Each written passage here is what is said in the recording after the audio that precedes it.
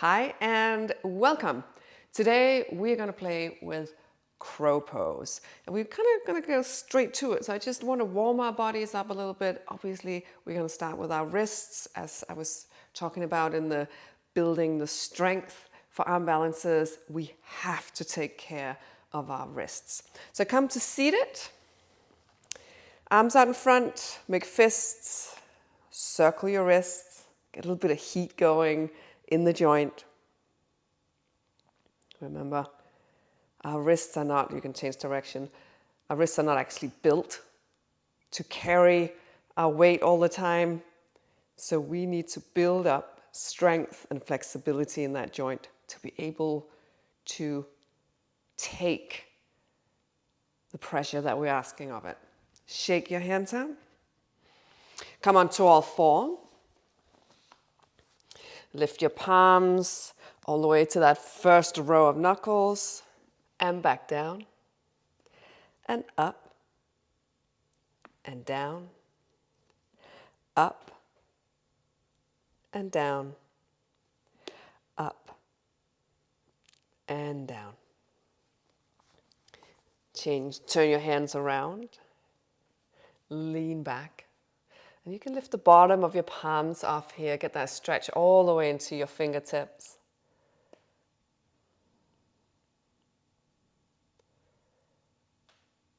Come back to center. Fingertips turn out to the sides and just from side to side, keep your arms straight.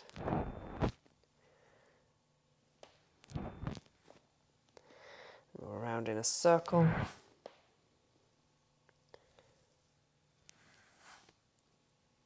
Change direction.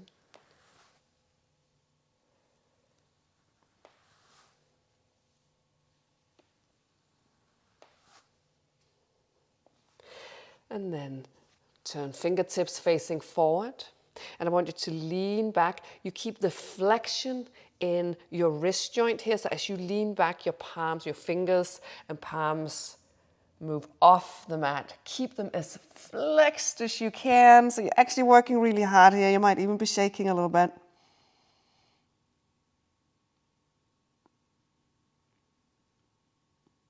And come back down, and you can shake it out. And then start moving into your cat-cow. We're just gonna wake up the body, get ready for a bit of movement.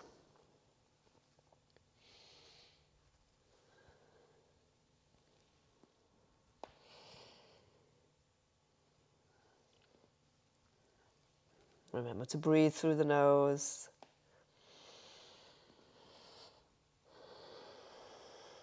And tune in your breath with the movement. So as you inhale, cow, exhale, cat.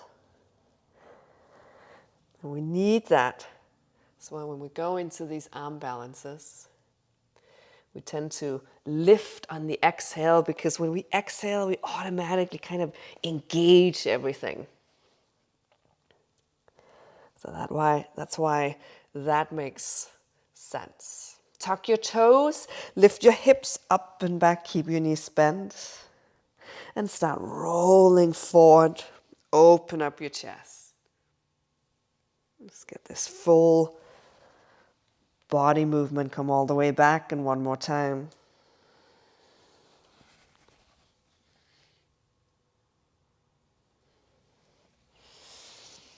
And back and walk it out. Find that first down dog of the day.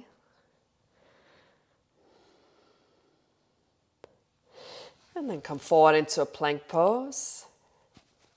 Lifting up in between your shoulder blades. Remember what we talked about yesterday. We're stacking that plank pose. So either index fingers or middle fingers pointing forward. We're activating through palms. So press all four corners of your palm into the mat. Middle becomes a little suction cup. External rotation of your arms. Lift up in between your shoulder blades. Suddenly you're working rather hard. And you're going to lower down in between your shoulder blades and lift up. Scapular push-ups. You're going to do 10, 9, 8, 7, 6, 5, 4, 3, 2, 1. lower down into your chaturanga. Keep those elbows by your side. Inhale. Come into your up dog. Down dog.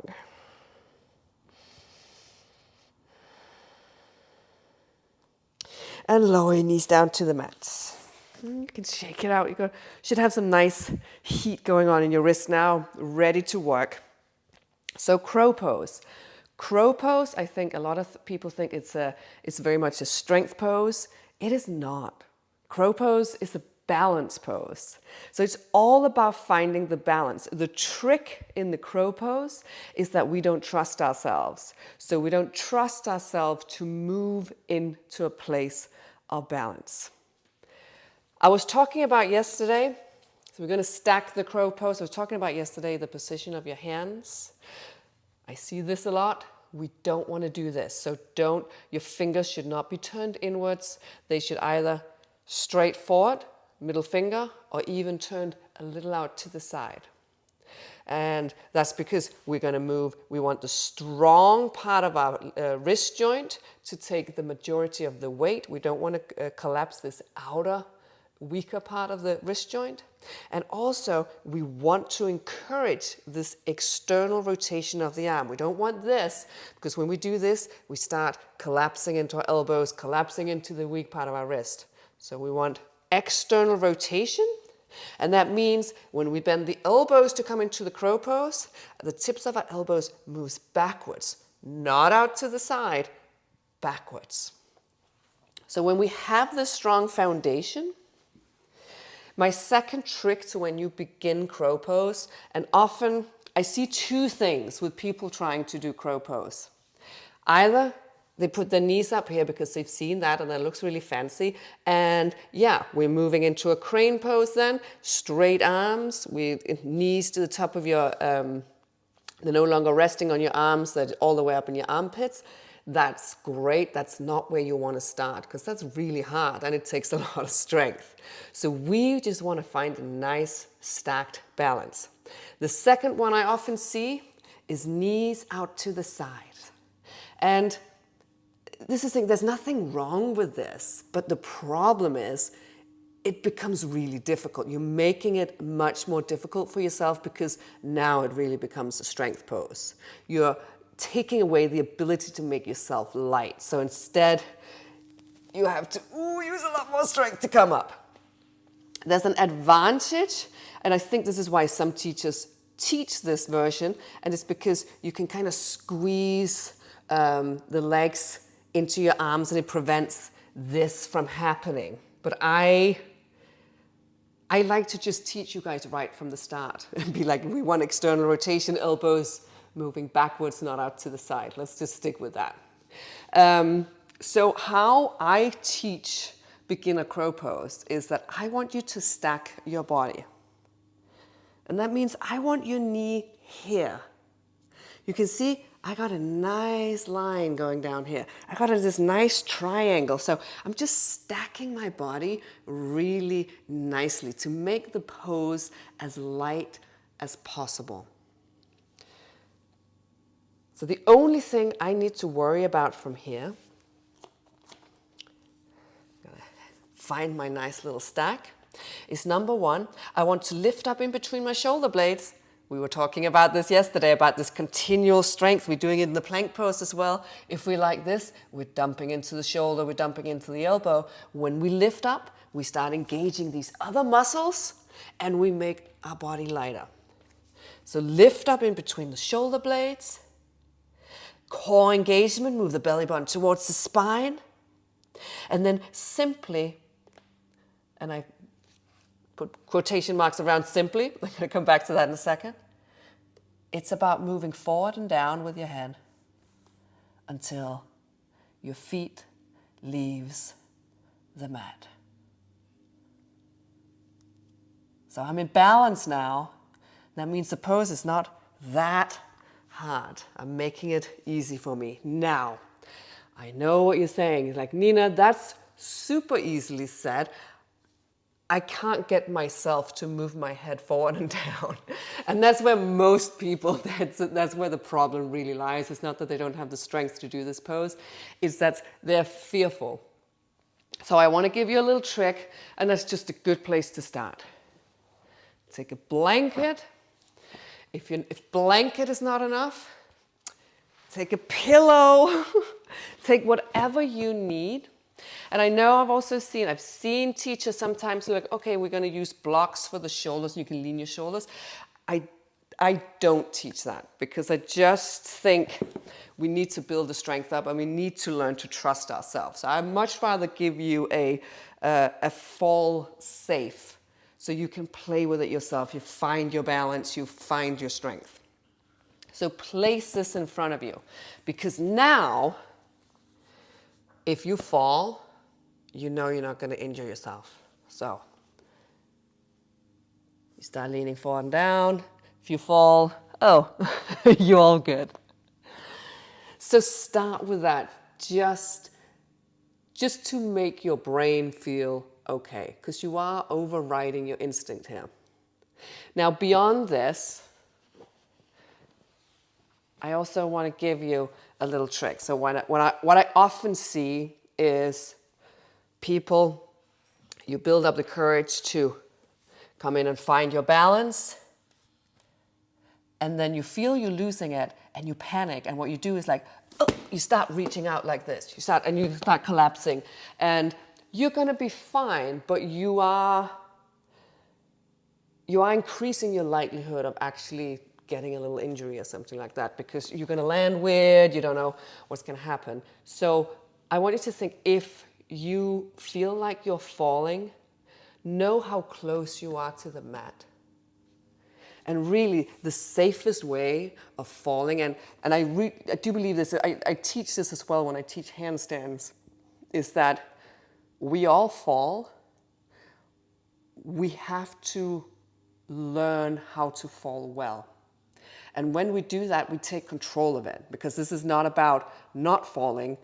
It is about being okay with falling and not injuring yourself when falling. So we have to learn how to safely and somewhat elegantly exiting poses, even when it's not on purpose. So when you fall out of a crow, you're coming in, you're finding your balance, yay, yay, and you feel like suddenly, oh, I've gone too much forward. All I want you to do is lower your head. So what's only thing you have to worry about is, don't do this. Just, if you feel like you're falling, just gently tuck your chin and let your head come down on the mat. You're so close, you're going to be fine. And if you do that, nothing will happen. You will simply just land. Whoop. Come back up. But until you're ready for that, pillows, blankets, have fun, make it fun, play with it. One little thing I want to add that I didn't say before is, where should I look? I often get that questions like, where am I supposed to look? And in the crow pose, imagine a little triangle here between your hands. That's a good point to look. So you're looking slightly forward. If you're looking too far forward, you're just kind of straining your neck. And if you're looking down, well, then you're for sure going to fall out of your crow pose. So just think of a little triangle in front of you, and that's it. And of course, once you get comfortable with your crow pose, we can start thinking about, once you find your balance, start thinking about tucking your heels up. Maybe start straightening your arms. Then we can start playing with maybe placing your knees higher.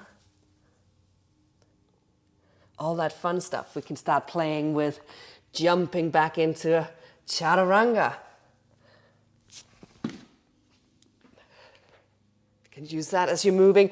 Also, jumping into it. That's a scarier one.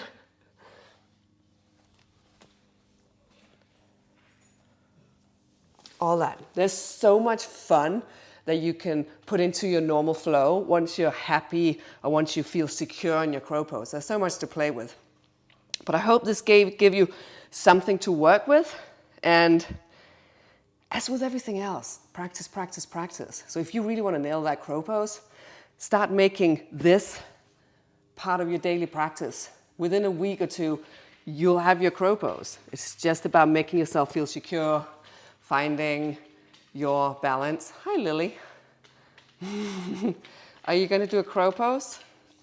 She's like, no, I just want to sleep. I want my pillows. Anyway, I hope you have fun with this. It is meant to be fun. Arm balances are fun, but they're also about empowerment, getting really strong. What do you think, Lily? It's like 0 abs. Thank you, and I will see you for another arm balance tomorrow. Namaste. Hey.